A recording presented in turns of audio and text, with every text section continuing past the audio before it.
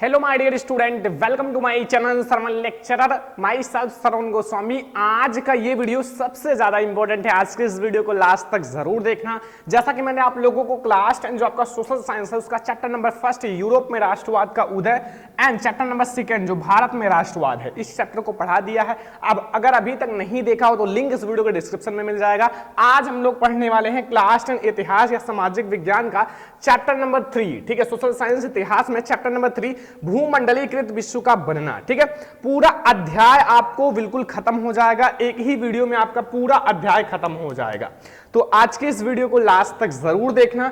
सारे student like कर देना, शेयर कर देना, चैनल पर नया तो सब्सक्राइब कर लेना। सबसे पहले हम लोग देखते हैं जो हमारा वैश्वीकरण या फिर भूमंडलीकरण क्या होता है। स्टूडेंट, सबसे पहला हमारा टॉपिक है वैश्वीकरण। लेकिन सबसे पहले आप लोग हमसे एक रिक्वेस्ट करो कि आप लोग इस वीडियो को लास्ट तक देखोगे और हाँ, आप लोग इसका नोट्स भी बनाओगे, तभी समझ में आएगा, वैसे नहीं आएगा। ठीक है, अभी मैं कह रहा हूं आपको अच्छा नहीं लग रहा होगा, लेकिन जब आप बाद में बोर्ड एग्जाम आएगा तो कहोगे सर ने सही कहा था, अगर नोट्स बना लेता, लास्ट तक देख लेता तो आज हम सामाजिक विज्ञान में 70 में 70 लाते।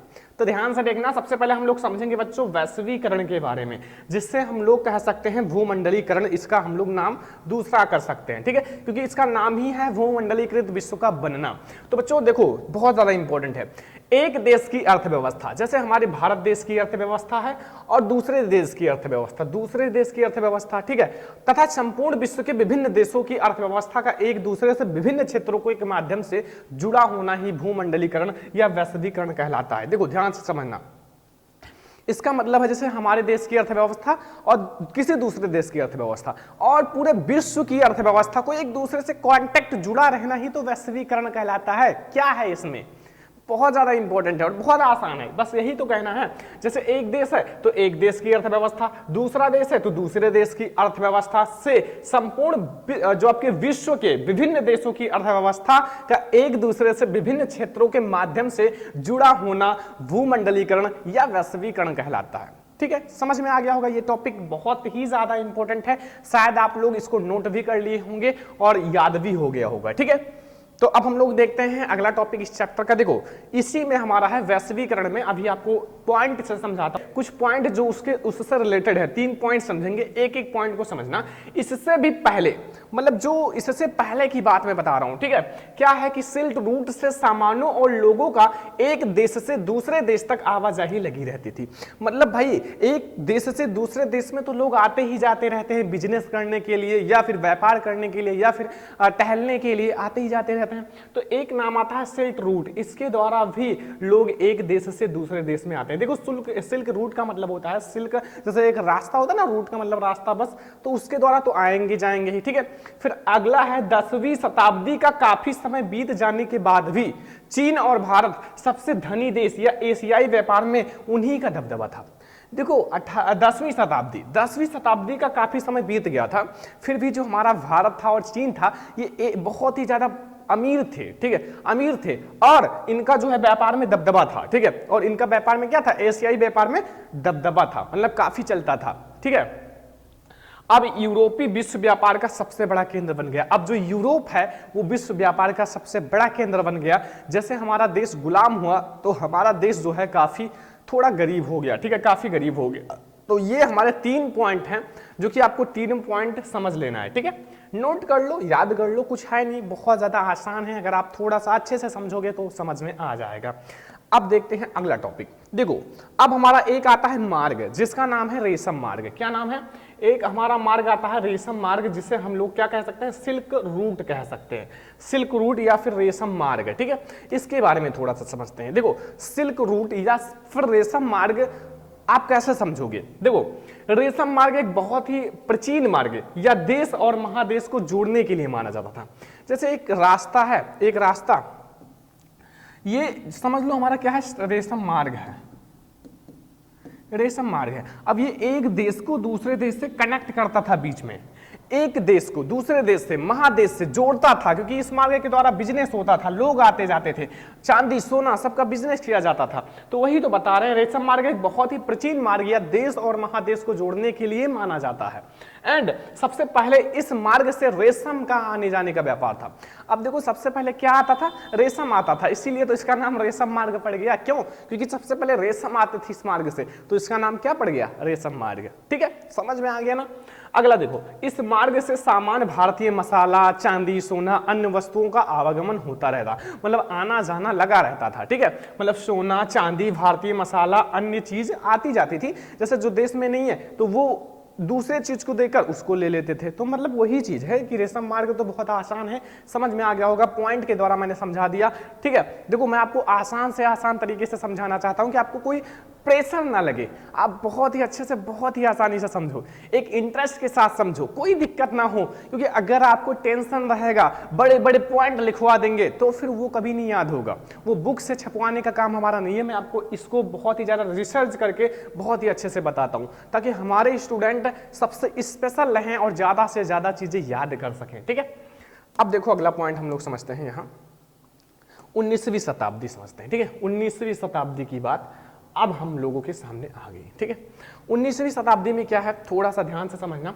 19वीं शताब्दी में दुनिया जो है तेजी से बदलने लगा था। अब देखो दुनिया तेजी से बदलने लगा था, मशीन आने लगे, औद्योगिकीकरण होने लगा, बहुत सारी चीजें हुई और 19वीं सदी में दुनिया तेजी से बदलने लगा। वैज्ञानिक जो है और राजनीतिक, आर्थिक सभी में बदलाव होने लगे। जो हमारे वैज्ञानिक राजनीति है और राजनीति, इन सब में काफी तेजी से बदलाव होने लगा। ठीक है, क्योंकि लोग जागरूक हो रहे थे बिजनेस के प्रति और बहुत सारी चीजों के प्रति। 19वीं सदी में कपड़ा जो है, गेहूं आदि व्यापार तक सीमित था। 19वीं सदी में जो है कपड़ा, गेहूं, इन्हीं का व्यापार ज्यादा होता था, इन्हीं पर सीमित थे। लेकिन काम की तलाश में एक स्थान से दूसरे स्थान पर जाते थे। अब काम की तलाश में लोग एक स्थान से दूसरे स्थान पर जाएंगे ही, अगर उनको काम नहीं मिलेगा तो काम तो चाहिए ही ना, तो फिर वो एक स्थान से दूसरे स्थान पर जाते थे ताकि उनको काम मिले और अपना घर खर्चा चला सके। और 5 करोड़ लोग बेरोजगार के कारण यूरोप छोड़ दिए। तो 5 करोड़ लोग जब बेरोजगार हो गए तो फिर उनको यूरोप छोड़ना पड़ा, क्योंकि उनको रोजगार नहीं मिल रहा था और रोजगार की सख्त जरूरत होती है। अगर आपको अपने परिवार को चलाना है, अपने आप को अच्छे से रखना है, तो भाई रोजगार चाहिए, पैसे चाहिए। ठीक है, अब देखो पूंजी प्रवाह में अमेरिका आगे था, अधिक पैसे दूसरे देश में पैसा प्रवेश करते थे। मतलब पूंजी प्रवाह की बात की जाए, पैसों की बात की जाए तो अमेरिका जो था वो सबसे आगे था। अब ये आगे था तो ये दूसरे देश को पैसा देते थे, दूसरे देश को कर्जा देते थे, तो इस चीज में जो अमेरिका था वो आगे था। 19वीं सदी की बात है और दुनिया तेजी से बदलने लगी थी। ठीक है, ये है 19वीं सदी की बात। मैं बहुत अच्छे से पॉइंट बता रहा हूं, ये सारे पॉइंट्स आपसे रिक्वेस्ट है नोट करना, क्योंकि आपके माता पिता आपके लिए जो सपने देख रहे हैं ना वो मैं पूरा कराऊंगा। क्योंकि हम टॉपर बनाएंगे अगर आप अच्छे से पढ़ाई करोगे तो। ठीक है, आप ऐप को डाउनलोड करो सरवन लेक्चरर, उसमें टॉपर बैच है, उसको ज्वाइन करो, पढ़ाई करो, सरवन लेक्चरर चैनल से पढ़ाई करो। कैसे टॉपर नहीं बनोगे, थोड़ा सा अच्छे से पढ़ाई करो। ठीक है, हम लोग समझते हैं अगले हेडिंग, अगली पॉइंट जो बहुत ही ज्यादा इंपॉर्टेंट है। जैसे विश्व जो हमारा है, विश्व में अर्थव्यवस्था का उदय। बच्चों आखिर अर्थव्यवस्था का इतना नाम लेते हैं तो विश्व में अर्थव्यवस्था का उदय कैसे हुआ, भारत में अर्थव्यवस्था का उदय कैसे हुआ, ये तो जानना जरूरी है ना। देखो अगर आप किसी भी चीज के बारे में पढ़ रहे हो तो उसके बारे में जानकारी होना चाहिए। ठीक है, मैं आपको एक एक पॉइंट को समझाता हूं। देखो विश्व में अर्थव्यवस्था का उदय कैसे हुआ, ध्यान से समझना। 18वीं सदी की बात है। कब की बात है, 18वीं सदी। ठीक है, 18वीं सदी के आखिरी दशक तक ब्रिटेन में कार्नन लॉ, ठीक है, कानून है। इस कानून के तहत कोई भी देश अपने भोज्य पदार्थ को ब्रिटेन निर्यात नहीं कर सकता था। देखो एक कार्नन लॉ कानून है जो कि ब्रिटेन में क्या है कि 19वीं शताब्दी के दशक में ब्रिटेन में कार्नन लॉ कानून तहत कोई भी देश अपने भोज्य पदार्थों को हमारे देश नहीं भेज सकता, हमारे देश में निर्यात नहीं कर सकता। ये कार्नन लॉ कानून के अकॉर्डिंग 18वीं सदी की बात है जब विश्व में अर्थव्यवस्था का उदय हुआ। अब व्यापार में बहुत तेजी से वृद्धि हो गया, क्योंकि भाई बहुत ज्यादा इंपॉर्टेंट है, नए जहाज बनाए गए। अब इसी कानून के चलते नए जहाज बनाए गए, व्यापार में बहुत तेजी से वृद्धि हुआ, रेलवे का भी निर्माण किया गया, जो रेलवे हैं उनका भी निर्माण किया गया। मजदूर की जरूरत पड़ी तो मजदूर को पैसे देने के तौर पर पूंजी प्रवाह हुआ। लेकिन देखो जब मजदूर की जरूरत पड़ी तो मजदूर को पैसे देने की जगह पूंजी प्रवाह हुआ। ठीक है, पूंजी प्रवाह, सब कुछ एक दूसरे से जुड़ा हुआ था। पूंजी प्रवाह का मतलब है कि जो आपके देश में ना हो उस चीज को दूसरे देश में भेज दिया जाए और वहां से जो चीज ज्यादा हो वो यहां मंगा लिया जाए। ठीक है, बस इसी तरह से पूंजी प्रवाह होता है। अब इसमें एक एक पॉइंट आपको समझ में आ गया कि नए जहाज बनाए गए, व्यापार में तेजी से वृद्धि हुई एंड रेलवे का भी निर्माण किया गया, मजदूर की जरूरत पड़ी तो उसमें पूंजी प्रवाह किया गया। सब कुछ एक दूसरे से कनेक्ट था, जुड़ा हुआ था। वही तो मैं बता रहा हूं कि भूमंडलीकरण का मतलब होता है एक दूसरे से जुड़ना। अर्थव्यवस्था को, एक देश की अर्थव्यवस्था को दूसरे देश की अर्थव्यवस्था या संपूर्ण विश्व की अर्थव्यवस्था से जुड़ना। ठीक है, मैं आपको बहुत अच्छे से समझा रहा हूं क्योंकि आज तक आपको शायद इतने अच्छे से कोई नहीं समझाएगा, क्योंकि मैं आप लोगों को समझता हूं। ठीक है, मैं भी पढ़ाई करता था तो मैं भी सोचता था यार काश ऐसा टीचर मिल जाए जो बहुत अच्छे से समझाए, प्यार के साथ समझाए, कोई गुस्सा ना करे। ठीक है, मारे पीटे ना क्लास में तो बहुत मजा आता था। तो देखो, जो चीज प्यार से समझाया जा सकता है ना, वो गुस्सा और मारपीट से नहीं समझाया जा सकता। ठीक है, देखो हम भी क्या था ना कि बहुत मिडिल क्लास के थे, बहुत मिडिल क्लास से आते थे। ठीक है, हम भी क्लास 10th में थे तो हमारा भी टारगेट था मुझे टॉपर बनना है। लेकिन मैं आपको अपना रिजल्ट दिखाऊंगा, मेरा जो 10th में कितना परसेंट आया था। बहुत सारे बच्चे सोच रहे होंगे सर का कितना परसेंट आया था, तो मैं आपको रिजल्ट दिखाऊंगा। ठीक है, तो वो अगर आप देखोगे तो और ज्यादा मोटिवेशन मिलेगा, क्योंकि उस समय हमारे पास पढ़ने के सिस्टम उतने नहीं थे जितना अब हो चुका है। ठीक है, तो अब मैं आपको एक एक पॉइंट को समझाता हूं, तकनीकी का योगदान। ठीक है, इसके बाद हमारे ये समझा, अब हम लोग देखते हैं तकनीकी का योगदान। देखो बच्चों,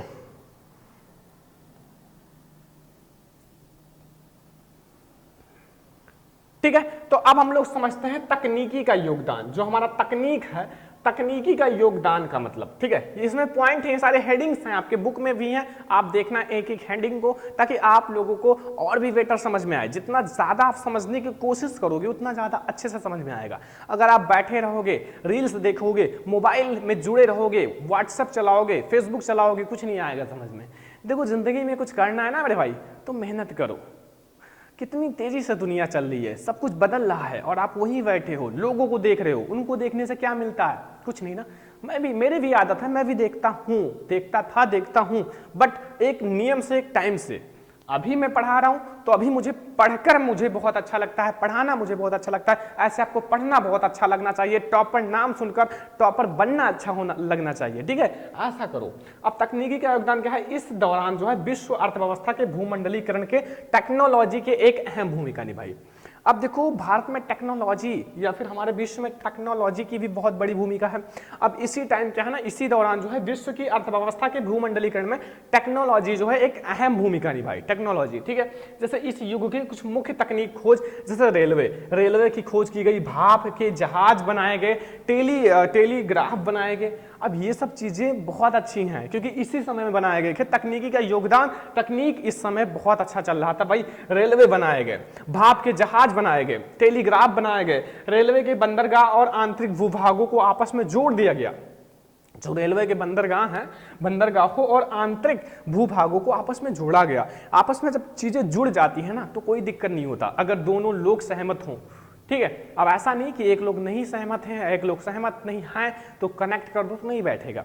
ठीक है, तो ये हमारे तकनीकी का योगदान। अभी हमारे और भी पॉइंट है तकनीकी के योगदान में। देखो यहाँ, देखो, स्टीम शिप के कारण माल को भारी मात्रा में हमारा अटलांटिक के पार ले जाना आसान हो गया। अब माल को या फिर जो चीज था उसको एक स्थान से, एक देश से दूसरे देश में ले जाना बहुत आसान हो गया क्योंकि बहुत सारी चीजें बना दी गई। ठीक है, अब जहाज बनाए गए तो जहाज के द्वारा तो आसान होगा ही, भाप के इंजन बनाए गए उससे भी कुछ ना कुछ चीजें होती रहती थी, तो मतलब बहुत ही आसान हो गया क्योंकि हमारे तकनीक जो है उनका योगदान मिला। अब अमेरिका, ऑस्ट्रेलिया, न्यूजीलैंड सब जगह जानवरों के बजाय उनका मांस यूरोप में भेजा जाने लगा। अब क्या हुआ ना, अब अमेरिका, पहले जानवर भेजे जाते थे क्योंकि उतना सुविधा नहीं था। अब अमेरिका, ऑस्ट्रेलिया, न्यूजीलैंड सब जगह जानवरों की जगह बजाय उनके मांस भेजना शुरू कर दिया गया, क्योंकि अगर आप जानवर भेजोगे तो उसमें ज्यादा जगह लगेगा, उनका मांस बना दोगे तो थोड़ा सा हो जाएगा, थोड़े से में हो जाएगा। तो अब उनका यूरोप में भेजे जाने लगा। ठीक है, ये हमारा हो गया तकनीकी का योगदान। अगला टॉपिक समझते हैं, अगला पॉइंट समझते हैं, भारतीय व्यापार जो है उपनिवेशवाद और वैश्वीकरण की व्यवस्था। ठीक है, और वैश्वीकरण या वैश्विक व्यवस्था। ठीक है, देखो ध्यान से समझना एक एक पॉइंट को। भारत जो है, भारत से उत्कृष्ट कपास जो है, देखो भारत में जो कपास पैदा होता था, बनाया जाता था, वो क्या करता था, यूरोप में, जो हमारा यूरोप है, यूरोप में निर्यात की जाती थी। जो यूरोप है उसमें निर्यात की जाती थी। जैसे अपने देश में कपास है तो उसको यूरोप में निर्यात किया जाता था। फिर क्या होता था कि औद्योगिकीकरण के पश्चात ब्रिटेन में भी कपास का उत्पादन बढ़ने लगा था। अब जैसे औद्योगिकीकरण यानी कि जो चीजें हैं वो बढ़ती गई, बनती गई, तो फिर अब ब्रिटेन में भी कपास का उत्पादन बहुत ही तेजी से बढ़ रहा था। उद्योगपतियों ने सरकार पर भारत से जो संभावित आयात या आने वाली कपास है ना, आयातित कपास को जो हमारा प्रतिबंधित करने का दबाव डाला। मतलब जो कपास आप हमारे देश, हमारे यूरोप में भेज रहे हो ना, अब उसको मत भेजो, क्योंकि हमारे यहाँ भी कपास बनना शुरू हो गया और वो बहुत ही तेजी से वृद्धि कर रहा है। ठीक है, अब क्या हुआ कि उसका जो यूरोप का सरकार है वो सोचता था कि भारत जो कपास भेज रहा है ना उस पर प्रतिबंध लगाया जाए, डाला जाए, और स्थानीय उद्योगों की सुरक्षा की, और जो उनके स्थान में भाई व्यापार हो रहा था उसकी सुरक्षा की। अब ये हमारा हो गया ना भारतीय व्यापार, जो भारतीय व्यापार पर जो हमारा कपास बन रहा था उस पर प्रतिबंध लगा दिया गया। जो यूरोप में हम लोग कपास भेजते थे, अब यूरोप की सरकार जो है वो प्रतिबंध लगा दिया। अब जो है कपास उन्हीं के ब्रिटेन में मतलब उत्पादन बढ़ने लगा था कपास का। ठीक है, अगला पॉइंट हम लोग समझते हैं यहाँ, और भी हमारे हैं इसी में, भारतीय व्यापार और उपनिवेशवाद में। देखो, जो ब्रिटिश सरकार ने सूती वस्त्र, ठीक है, सूती वस्त्र के आयात पर सीमा शुल्क की उच्च दरें लगा दी। ठीक है, मतलब जो ब्रिटिश सरकार है, ब्रिटिश सरकार ने सूती वस्त्र जो है आयात आने पर उस पर सीमा शुल्क की उच्च दरें लगा दी। ठीक है, और 19वीं शताब्दी के प्रारंभ से निर्यातकर्ता या निर्माणकर्ता भी अपने वस्त्रों के लिए विदेशी बाजार की तलाश करने लगे। अब क्या हुआ ना कि 19वीं जो शताब्दी है के प्रारंभ में जो निर्माणकर्ता जो सूती वस्त्र का निर्माण करते थे, ठीक है, निर्माणकर्ता भी अपने वस्त्रों के लिए विदेश बाजार की तलाश करने लगे। परिणाम स्वरूप भारतीय जो वस्त्र है उद्योग प्रतिकूल रूप में प्रभावित हुआ। अब जब भारतीय वस्त्र जो है वो उतना ज्यादा नहीं बिक रहा था, उतना अच्छा व्यापार नहीं चल रहा था, क्योंकि लोग जो है वो देखो यहाँ कहने ना कि निर्माणकर्ता वस्तुओं का विदेशी बाजार की तलाश करने लगे। जब विदेशी व्यापार का, विदेशी बाजार का तलाश करोगे तो भारत में जो वस्त्र उद्योग है उस पर कुछ ना कुछ तो प्रभाव पड़ेगा ही ना, हमारा बाजार प्रभावित होगा ही। ठीक है, अब जब तक निर्माणकर्ता ने निर्यात का द्रुत गति से पतन हुआ तब तक समान रूप के कच्चे माल के निर्यात में तेजी से वृद्धि हो गई। अब जब इनका पतन हुआ ना, मतलब इनके जो पतन का मतलब इनका काम खत्म हुआ, तो फिर हमारे जो व्यापार हैं, कच्चे माल हैं, उनके निर्यात में तेजी से वृद्धि हुई। ठीक है, ये पॉइंट समझ में आ गया, भारतीय व्यापार और उपनिवेशवाद। ठीक है, एक एक पॉइंट को समझना, मैं बहुत ही शॉर्ट में समझाता हूं। अभी इसमें एक और पॉइंट है, अंग्रेजों ने भारतीय किसानों पर नील तथा अफीम की खेती करने का दबाव बनाया। अब अंग्रेजों ने जो है ना वो क्या किए कि भारतीय किसान के जो नील हैं और अफीम हैं इनकी खेती करने पर दबाव बनाया। ठीक है, इसलिए भारत ने जो उगाई जाने वाली अफीम चीन को निर्यात किया जाता था। अब जब इन अंग्रेजों ने दबाव डाला भाई कि हमारे यहाँ अफीम ये सब मत भेजो, अब चीन में जाने लगा। ठीक है, चीन को निर्यात किया जाता था। अफीम की वृद्धि से प्राप्त धन से चाय अन्य वस्तुओं के लिए प्रयोग किया जाता था। अब चीन में क्या है ना बच्चों, चाय, चीन में क्या है, चाय था। अब देखो अपने देश के लोग क्या देते थे, अफीम एंड जो हमारा नील है इन सबको देते थे, खेती करते थे तो वो जो पैदा होता था तो चीन को भेजते थे। अब चीन में चाय था तो चीन से चाय को मंगाया जाता था अपने देश में। मतलब इसमें एक दूसरे से कनेक्ट थे, मतलब साझा करते थे। ठीक है, चीजों को साझा कर लेते थे। ठीक है, ये पॉइंट समझ में आया ना। अब देखो एक बहुत ही ज्यादा इंपॉर्टेंट पॉइंट आता है, बहुत ही ज्यादा इंपॉर्टेंट है। एक बीमारी है रीडर पेस्ट मवेशी प्लेग। रीडर पेस्ट नामक बीमारी काफी खतरनाक है और इसको समझना भी जरूरी है, बोर्ड एग्जाम के लिए इंपॉर्टेंट है, इसलिए मैं आपको समझा रहा हूं। तो रीडर पेस्ट या मवेशी प्लेग, ठीक है, देखो अफ्रीका में 1880 की बात है कि दशक के आखिरी सालों में रीडर पेस्ट बीमारी बहुत तेजी से फैल गया।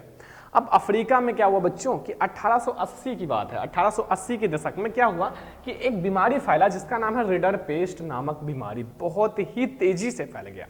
अब जब रीडर पेस्ट नामक बीमारी बहुत तेजी से फैल गया, स्टूडेंट दूसरा नंबर पॉइंट है जिसके कारण ये देखना 90% लिख देना, मतलब 90%, ठीक है 90%, ध्यान रखना, जानवरों की मृत्यु होगी, मतलब 90% जानवरों की मृत्यु हो गई किस बीमारी के कारण, रीडर पेस्ट या प्लेग। ठीक है, अब बचे कितने परसेंट, ओनली 10% जानवर बचे थे, कितने 10% जानवर।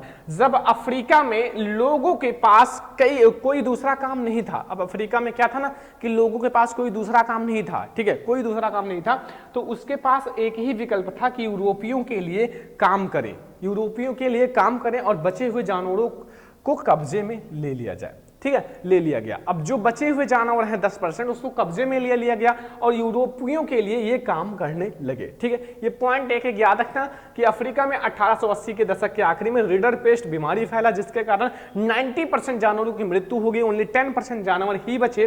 अब अफ्रीका में जो लोगों के पास कोई दूसरा काम नहीं था, इसलिए वो यूरोपियों लोगों के लिए काम किए और जो 10% बचे जानवर थे उस पर कब्जा कर लिए। ठीक है, ये इतना आपको रिडर पेस्ट में समझ में आ गया। हम लोग एक बहुत ही ज्यादा इंपॉर्टेंट टॉपिक देखते हैं जिसका नाम है महामंडी। आप लोगों ने देखा होगा, ये बोर्ड एग्जाम में बहुत बार आया हुआ है महामंडी के बारे में, और अगर आपने समझ लिया ना तो बोर्ड एग्जाम में आना बिल्कुल 100% फिक्स है कि आएगा, क्योंकि भाई सोशल साइंस का जो महामंडी का टॉपिक है ना ये वेरी इंपॉर्टेंट है। तो थोड़ा सा ध्यान से समझना, क्योंकि आप लोगों के लिए बहुत अच्छे से बताएंगे। ठीक है, देखो 1929 की बात है। ठीक है, 1929 की बात है। उत्पादन, रोजगार और व्यापार में भयानक गिरावट दर्ज हो गई। अब देखो ध्यान से, 1929 का जो उत्पादन है उसमें क्या हुआ, जो रोजगार है और उत्पादन है और व्यापार है में भयानक गिरावट दर्ज हो गई, मतलब भयानक गिरावट हुआ। अब 1920 युद्ध के बाद मांग में तो कमी आ गई, मतलब मांग में इसलिए कमी आ गई क्योंकि युद्ध में बहुत सारे लोग मारे गए, बहुत सारे लोग गरीब हो गए, बहुत सारे लोग भूख के कारण मर गए। ठीक है, तो इसलिए बहुत ज्यादा मांग में कमी आई। मांग का मतलब है व्यापार में कमी आई। ठीक है, व्यापार में मतलब उत्पादन तो तेजी से हो ही रहा था, लेकिन जो खरीदने वाले लोग थे वो कम थे। ठीक है, कमी आई, परंतु देश ने अपना उत्पादन कम नहीं किया और कीमत गिर गई। ठीक है, अब देश अपना उत्पादन कम नहीं किया, बनाते गए, लेकिन जो खरीदने वाले थे उसमें कमी आई क्योंकि युद्ध में बहुत सारे लोग मारे गए। तो फिर क्या हुआ ना कि 1920 युद्ध के बाद मांग में कमी आई, लेकिन देश अपना उत्पादन करता रहा, उत्पादन कम नहीं किया, बनाना कम नहीं किया। ठीक है, और कीमत गिर गई। अब जब बनाना नहीं कम किया तो बहुत सारा हो गया बनते बनते। ठीक है, और खरीदने वाले कम थे तो कीमत गिराना पड़ा, क्योंकि अगर चीजों को बेचना है, वरना पुराना हो जाएगा, वो उसका जो डेट है वो खत्म हो जाएगा। क्योंकि अमेरिका दूसरे देशों को ऋण देना बंद कर दिया था। अब अमेरिका जो है वो दूसरे देशों को ऋण मतलब कर्जा देना बंद कर दिया था। अभी मैंने आगे बताया था कि वो जो यूरोपीय है, अमेरिका है, वो कर्जा दे रहा था, लेकिन अब क्या है 1929 में जो अमेरिका है वो कर्जा देना बंद कर दिया, जिसकी वजह से उनके पास विकास के दूसरे रास्ते नहीं थे। जिसके कारण जो उनके पास विकास के दूसरे रास्ते नहीं थे, अगर विकास करना है, विकसित होना है, तो फिर उनके पास दूसरे रास्ते नहीं थे। ठीक है, तो ये है महामंडी बच्चों। अब देखो महामंडी का असर देख लो। ठीक है, अभी तक हम लोगों ने समझा महामंडी के बारे में, अब महामंडी का असर क्या पड़ा। ठीक है, देखो यूरोप में कई बड़े बैंक धराशायी हो गए। अब बैंक इसलिए धराशायी हो गए क्योंकि लोग बहुत कम थे, बहुत सारे लोग मारे गए। अब इसलिए बैंक में जमा निकासी ये सब बंद हो गया, क्योंकि लोग चीजें बहुत सस्ती हो गई। ठीक है, एंड कई देश के मुद्रा की कीमत बुरी तरह से गिर गई। अब चीजें बहुत सस्ती हो गई तो वहां जो मुद्रा की कीमत है वो बहुत ही ज्यादा गिर गया, क्योंकि अब पैसों की कोई कीमत नहीं थी, क्योंकि जो चीज 10 रुपए में मिल रहा था वो 50 पैसे में मिल रहा है। तो पैसे की क्या कीमत, लोग चीजों की क्या कीमत थी, कुछ नहीं थे। अब बाजार में खरीदार बिल्कुल खत्म हो गए। अब बाजार में जो खरीदने वाले लोग थे वो बिल्कुल खत्म हो गए, क्योंकि चीजें बहुत ही ज्यादा हो गई, घर घर में बहुत सारी राशन ये वो सब कुछ था, तो इसलिए बाजार में जो खरीदार हैं वो बिल्कुल खत्म हो गए। कभी ना कभी आपके माइंड में एक सवाल आता होगा कि यार जब पैसे जो हैं वो मशीन से ही छापे जाते हैं, भाई पैसे जो है मशीन से ही छापे जाते हैं, तो ऐसा ना करें बहुत सारे पैसे छाप दें, हमारा देश बिल्कुल राजा हो जाए। तो वही तो यहाँ हाल है कि बहुत सारे अन्न हो गए, अब खरीदार कोई नहीं है, इस पैसे की कीमत गिर गई, यहाँ जो चीज थे उसकी कीमत वैल्यू कुछ नहीं रह गई, तो फिर क्या फायदा। जब चीज की वैल्यू नहीं रहेगी तो उस चीज का क्या फायदा। इसलिए पैसे उतने ही छापे जाते हैं जितना कि हम लोग उसको इन्वेस्ट कर सकें और ज्यादा उड़े ना। ठीक है, और ज्यादा छाप भी नहीं सकते। ठीक है, ये ध्यान रखना। तो इसलिए बुरी तरह से गिर गई, बाजार में खरीदारी बिल्कुल खत्म हो गई, और 1933 तक 4000 से ज्यादा बैंक बंद हो चुके थे, और 1929 से 1932 के बीच में 1,10,000 कंपनियां चौपट हो चुकी थी। मतलब चौपट होने का मतलब है बर्बाद हो चुकी थी, खत्म हो चुकी थी। कितना, 1,10,000 कंपनियां और 4000 बैंक बंद हो चुके थे। ठीक है, क्योंकि लोग ना आते थे ना जाते थे, तो बैठने से क्या फायदा, इसलिए बंद कर दिए। अब भारत में हम लोग देखते हैं महामंडी का असर। भारत में क्या महामंडी का असर पड़ा था? ज्यादा नहीं, थोड़े से पॉइंट देखेंगे। पहला, भारत में आयात और निर्यात पूरी तरह से आधा हो गया। भारत में जो आने वाली चीजें हैं और जाने वाली चीजें हैं ये पूरी तरह से आधा हो गया। आयात निर्यात का मतलब है किसी दूसरे देश से कोई भी चीज आए, और निर्यात का मतलब है हमारे देश से कोई भी चीज जाए। तो वो बिल्कुल आधा हो गया। क्या हो गया? आधा हो गया। लोगों को बहुत सारी समस्याओं का भी सामना करना पड़ा, लोगों को बहुत सारी समस्याओं का सामना करना पड़ा। इसलिए हमारे जो गांधी जी थे जो बहुत ही अच्छे थे, और किया क्या, गांधी जी ने सबनी अवज्ञा आंदोलन प्रारंभ कर दिया। अब गांधी जी ने भाई एक आंदोलन निकाल दिया, मौका पाके चौका ठोक दिए, ठीक है। तो इसलिए गांधी जी ने सबनी अवज्ञा आंदोलन निकाल दिया। तो भारत में महामंडी का बस इतना ही असर पड़ा था। मैंने कुछ ऐसे पॉइंट समझाए जो बहुत ही ज्यादा इंपॉर्टेंट है, ठीक है। तो महामंडी तो मैंने आपको बहुत ही डिटेल में समझा दिया। सबसे पहले हम लोगों ने समझा महामंडी क्या है, महामंडी का असर क्या है, और भारत में महामंडी का असर क्या है। ये सारे हम लोगों ने महामंडी के बारे में ही पढ़ा। अब बच्चों हमारा बहुत ही ज्यादा इंपॉर्टेंट टॉपिक आता है, विश्व अर्थव्यवस्था का पुनर्निर्माण युद्धोत्तर काल। जो युद्धोत्तर काल था, विश्व अर्थव्यवस्था का पुनर्निर्माण, या फिर हम लोग कह सकते हैं युद्धोत्तर काल, जिसमें युद्ध बहुत ज्यादा हुए थे, उसको समझते हैं। देखो, पहला विश्व युद्ध खत्म होने के केवल 2 दशक बाद पहला विश्व युद्ध खत्म ही हुआ। पहला जो मुसीबत खत्म ही हुआ, दूसरा मुसीबत आ गया।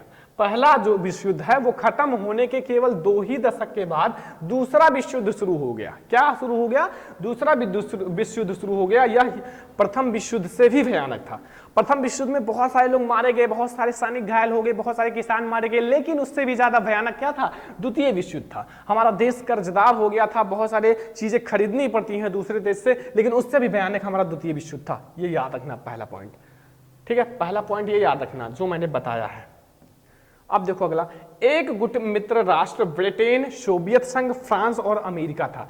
एक गुट में कौन थे? मित्र राष्ट्र जो थे वो ब्रिटेन था, सोवियत संघ था, और फ्रांस था, और अमेरिका था। काफी मजबूत थे। और दूसरा खेमा जो था वो नाथसी थे, जर्मनी थे, जापान थे, इटली थे।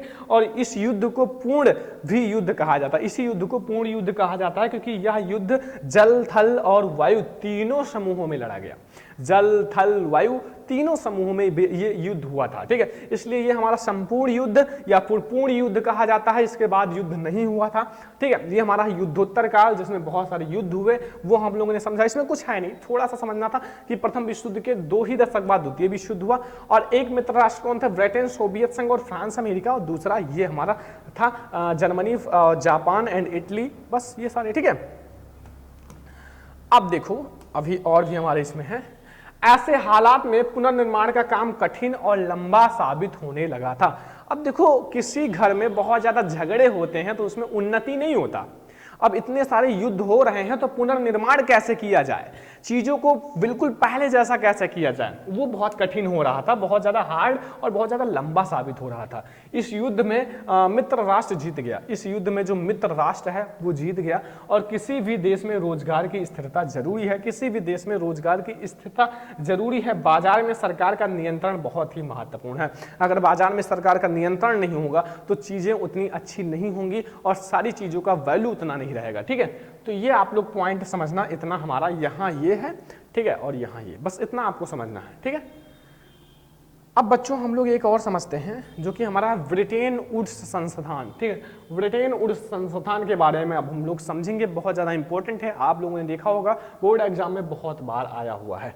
तो चलो हम लोग देखते हैं एक एक पॉइंट को। ब्रिटेन वुड्स संस्थान में हम लोग एक एक पॉइंट को समझेंगे, ध्यान से समझना, बहुत अच्छे से मैं आपको पढ़ाने का प्रयास कर रहा हूं क्योंकि ऐसे आपको कोई नहीं बताएगा एक एक पॉइंट अच्छे से। अगर मैं चाहता तो यहां से स्टार्ट करता, किताब छापना और 2-3 पेज में छाप देता, लेकिन क्या फायदा, जब तक आप चीजों को समझोगे नहीं, हमसे कनेक्ट नहीं होंगे तो क्या फायदा पढ़ाने से, ठीक है। तो शायद आप लोगों को बहुत अच्छे से समझ में आ रहा होगा अगर नोट्स बना रहे होंगे, थोड़ा सा याद कर रहे होंगे तो। देखो 1944 में अमेरिका में स्थित न्यू हैम्पशर में ब्रिटेन वुड्स सम्मेलन, ठीक है, सम्मेलन हुआ। क्या हुआ? ये सम्मेलन यहां लिखा है, सम्मेलन हुआ। इसमें अंतरराष्ट्रीय मुद्रा कोष और अंतरराष्ट्रीय पुनर्निर्माण एवं विकास बैंक का गठन किया गया था। किसका? एक अंतरराष्ट्रीय मुद्रा कोष और दूसरा अंतरराष्ट्रीय पुनर्निर्माण एवं विकास का बैंक का गठन किया गया था। यह व्यवस्था निश्चित विनिमय दरों पर आधारित था, मतलब एक निश्चित विनिमय दर था, अनिश्चित नहीं हो सकता, सभी के लिए निश्चित विनिमय दर था। परंतु आज दिनों में डॉलर का मान समय समय पर बदला जाता है, ये बदलता रहता है। ठीक है, आजकल देखो कभी 70 रुपए में था, कभी 80 रुपए में, कभी 78 रुपए में, 86 रुपए में, ऐसे डॉलर का दाम बढ़ता घटता चला जाता था। इसलिए ये जो है ना, ये निश्चित विनिमय दर नहीं चला, क्योंकि इनका मतलब है अगर डॉलर का दाम 70 है तो 70 ही रहे, ना घटे ना बढ़े, लेकिन वो तो बदलता रहा ना। तो इसलिए ये जो है ना, ये मतलब एकदम प्रूव नहीं हुआ कि निश्चित विनिमय दर पर आधारित रहे। ठीक है, अभी हम लोग अगला पॉइंट समझेंगे, तब समझ में आएगा। परंतु स्वतंत्रता के बाद उनके अंदर गरीबी बहुत ज्यादा थी। मतलब जब स्वतंत्रता मिली ना, तो उसके बाद गरीबी बहुत ज्यादा थी, क्योंकि इसमें विश्व युद्ध में बहुत सारे लोग मारे गए, बहुत सारे धन का लॉस हुआ, कर्जदार हुए, तो इसलिए गरीबी तो हो ही जाएगी, क्योंकि उनकी अर्थव्यवस्था बहुत सालों से अपंग थी और वह अपने ही और अपने शासन का गुलाम था। वह अपने ही देश में रहकर अपने शासन का गुलाम था। ठीक है, अंततः जितने भी नए स्वतंत्र देश आए, सभी ब्रिटेन वुड्स संस्थान में बाहर थे। ठीक है, जो भी स्वतंत्रता के बाद आए उनकी बात है। ये पॉइंट तो सारे समझ में आ रहे हैं ना। अब सबसे बड़ी बात है ये भैया, ब्रिटेन वुड्स संस्थान कौन चलाता था? ठीक है, कौन चलाता था ये भी जानना बहुत ज्यादा जरूरी है, इंपॉर्टेंट टॉपिक है। ब्रिटेन वुड्स को बड़ी बड़ी कंपनियां जैसे अमेरिका आदि चलाता था। जो ब्रिटेन वुड्स था वो बड़ी बड़ी कंपनियां जैसे अमेरिका था, ये बहुत बड़ी उस समय था, क्योंकि लोगों को कर्जा देना बहुत बड़ी बात है, तो ये सारे चलाते थे। और 1970 के दशक में ब्रिटेन वुड्स को खत्म कर दिया गया, क्योंकि ये और परिवर्तनशील विनिमय दर व्यवस्था लागू कर दिया गया। कि देखो, परिवर्तनशील का मतलब है चीजों बदलती रहे, एक निश्चित ना हो। ठीक है, निश्चित विनिमय दर को खत्म कर दिया गया, या फिर हमारा जो ब्रिटेन वुड्स को खत्म कर दिया गया और परिवर्तनशील विनिमय व्यवस्था लागू कर दिया गया। तो इसी तरह की व्यवस्था को भूमंडलीकरण का बनना कहते हैं। इसी व्यवस्था को क्या कहते हैं? भूमंडलीकरण विश्व का बनना कहते हैं। ठीक है, तो ये हमारा चैप्टर था और शायद आप लोगों को बहुत ही अच्छे से समझ में आ गया होगा। बस इस चैप्टर में आप लोगों को इतना ही समझना था। ठीक है, इस चैप्टर में आप लोगों को जो हमारा तीसरा नंबर चैप्टर है, बस ये आपका बिल्कुल फिनिश है, फुल चैप्टर है। बस आपको इतने टॉपिक समझने थे जो इंपॉर्टेंट है, और इससे बाहर कुछ नहीं आएगा। तो अब आप लोग एक काम करना, सबसे पहले हमारे ऐप जो है सरमन लेक्चरर को डाउनलोड कर लेना। उसमें जो क्लास 10th का नंबर 1 बैच चल रहा है ना, टॉपर बैच, पता होगा ना आप लोगों को, बहुत ही बार मैंने इन्फॉर्म किया। जो बच्चे ज्वाइन नहीं किए हैं ना, ज्वाइन कर लो, क्योंकि ये बहुत ही जल्द सीट फुल हो जाएगा। टॉपर बैच, क्योंकि बहुत सारे बच्चे ऑलरेडी पढ़ाई कर रहे हैं। ठीक है, टॉपर बैच सबसे पहले आप ऐप को डाउनलोड कर लेना। ठीक है, और फिर हमें कॉल या व्हाट्सएप करना, व्हाट्सएप या फिर कॉल कर लेना इस नंबर पे 9918863196। इस नंबर पे बच्चों एक बार कॉल या व्हाट्सएप कर लेना, मैं आपको पूरा डिटेल अच्छे से बता दूंगा, फिर आपको कोई परेशानी नहीं होगा। ठीक है, नंबर याद रख लेना 9918863196। व्हाट्सएप या कॉल कर लेना, मैं खुद कॉल रिसीव करूंगा और बहुत ही अच्छे से बातें होंगी। और हाँ, आप लोगों को पूरा डिटेल बता देंगे क्या करना है, कैसे करना है, क्या चीजें मिलेंगी। ठीक है, कैसे पढ़ाई करना है, सब कुछ। तो नंबर नोट कर लेना यार, टॉपर बैच को ज्वाइन करो, अभी ऑफर है 50 बच्चों के लिए। तो ये हमारा है full chapter in 1 video, class 10, जो हमारा इतिहास है चैप्टर नंबर 3 का। ठीक है, चैप्टर नंबर 1 और 2 नहीं देखा है तो देख लेना, लिंक इस वीडियो के डिस्क्रिप्शन में मिल जाएगा। मैंने आपको पूरा चैप्टर को अच्छे से पढ़ा दिया इसको। तो अब आप लोग करना क्या, इस वीडियो को ज्यादा से ज्यादा लाइक भी कर देना, शेयर भी कर देना। अगर आप लोग चैनल पर नए हैं तो सब्सक्राइब भी कर लेना। अब चौथा नंबर चैप्टर पढ़ने से पहले हमें इस वीडियो पर कम से कम यार 10K व्यूज यार कराओ। और हाँ, सारे बच्चे से रिक्वेस्ट है, ऐप को डाउनलोड करके सरमन लेक्चरर ऐप को, वहाँ से टॉपर बैच को ज्वाइन करो, क्योंकि हम आप लोगों के लिए ही मेहनत कर रहे हैं और आपको भी थोड़ा सा सपोर्ट करना होगा। तो चलो मिलते हैं नेक्स्ट इंपॉर्टेंट वीडियो में। लाइक करना, शेयर करना। जय हिंद।